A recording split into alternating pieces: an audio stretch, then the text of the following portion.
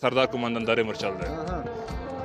زموږ سیمه ټوله کله بند کړې ده هغه کسان چې دلته راغلي دي یوازې او یوازې زموږ دپاره نه بلکې د ټولو دپاره خطر ده. هغو پسې موږ لټون پیل کړی ده چې په هر ځای کې ووینو باید دوی ته موږ سزا ورکړو. سلام مسعود، مشال ریډیو ټایم.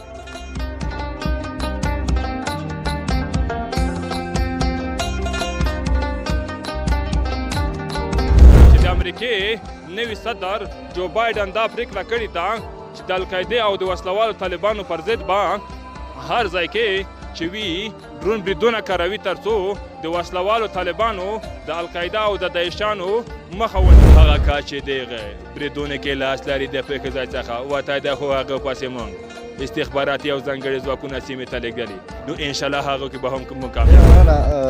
نوم دې څه دی؟ عبدالقیوم.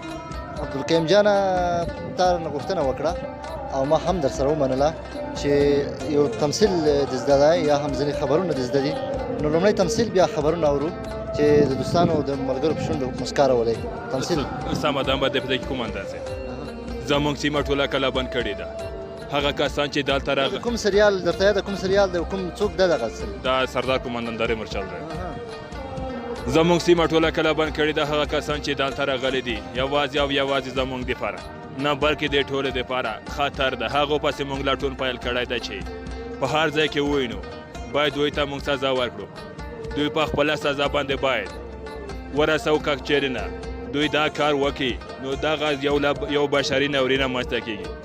هغه بشري ناورین سره به زموږ ټول هېوادوال نه بلکې ټوله نړۍ ودرېږي. سمه ده خو موږ د هغې په لټه کې یو چې یوازې ځانګړي ځواکونه نظر کې نور کسان هم زموږ خفیه ادارې هوایي ځواکونه ځمکني ځواکونه ټول پسې پسې دي. په یو تورریست دلته دننه شوی ده زموږ هغه خوشحالي چې هغه له هغه سترګې زه په ګوته وباسم تر څو دته زه یې وباسم چې د خپله سزا په خپله وویني. خو ځکه چې زموږ په دې سیمه کې یوه خوشندره جلسه ده په دې کې ځینې کسان یعنې د پولې پورې غاړه کسان چې د سوریې سره اړیکه لري هغه نه غواړي چې زموږ په انکارا یا په اسلامبول کې د امن ټغر خور شي. دوی هغو سره زموږ د دې خوشحالۍ میدان په ویر بدلوي. خو ځینو په ځایونو کې زموږ د دوی هغه معلومات هم کشف کړي چې بمونه یې ځای پر ځای کړي ول خو زموږ ځانګړي ځواکونو د هغو مخه ونیوله چې دوی ته مو سزا ورکړه. هغه کار چې دغه بریدونه کې لاس لري د پېښې ځای څخه وتی ده خو هغه پسې موږ استخباراتي او ځانګړي ځواکونه سیمې ته لېږلي نو انشاءالله هغو کې به هم موږ کامیابه شو. ډېره مننه ډېره زیاته مننه دوستانو. هیله ده چې څه خوشحاله کړي وئ خبرونه اورو. دا هم د پاکستان په شمالي وزیرستان کې یو ډرون برید ترسره شوی دی چې په ترڅ کې د ځایي وسلوال تر څنګ ملکي کسان هم وژل شوي دي.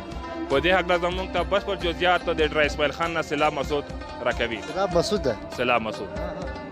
د پاکستان په شمالي وزیرستان کې د بې هوابازه جزونو له لوري یو ډرون برید ترسره شوی ده چې په ترڅ کې د ځایي وسلوالو تر څنګ ملکي کسان هم وژل شوي دي.